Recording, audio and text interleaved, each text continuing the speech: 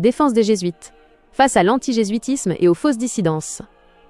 L'histoire de la Compagnie de Jésus est indissociable de la défense du trône de Saint-Pierre et de l'extension du règne du Christ. Pourtant, depuis plusieurs siècles, les jésuites incarnent une cible privilégiée pour toutes les formes de contestation. Hier conspués par les jansénistes et les parlements d'Ancien Régime, dont les travaux de Marion Sigaud ont mis en lumière le rôle destructeur, il demeure aujourd'hui le bouc émissaire de discours complotistes et d'une mouvance, New Age, en quête de responsables imaginaires. L'héritage d'un ordre civilisateur et missionnaire, on oublie trop souvent les bienfaits immenses que les fils de Saint Ignace ont apportés à la chrétienté. Par leur réseau de collèges et la rigueur du Ratio Studiorum, ils ont dispensé un enseignement humaniste d'excellence accessible à tous.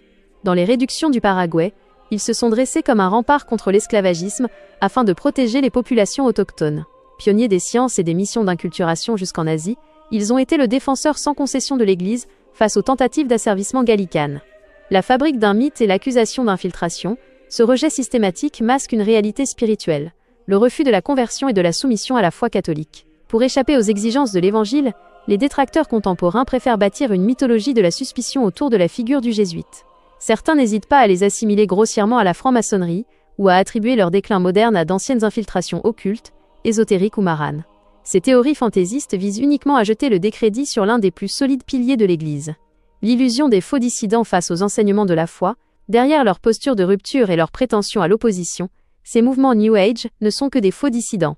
En défendant la liberté de conscience et la liberté des cultes, condamnés sans équivoque par le pape Pie IX dans l'encyclique Quanta Cura et le Syllabus, ces soi-disant réfractaires adoptent les principes fondateurs de la modernité qu'ils prétendent combattre.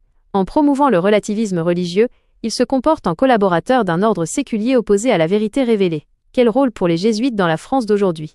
Dans une France marquée par la déchristianisation et la perte de repères, la vocation des jésuites conserve toute sa pertinence.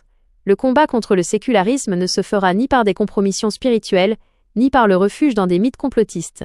Il exige au contraire de retrouver la méthode ignatienne, une discipline intellectuelle rigoureuse, un ancrage doctrinal ferme et un zèle missionnaire renouvelé. Réhabiliter l'histoire des jésuites, c'est rappeler à la France catholique que la vraie reconquête spirituelle passe par la formation des esprits et le retour intransigeant aux vérités de la tradition.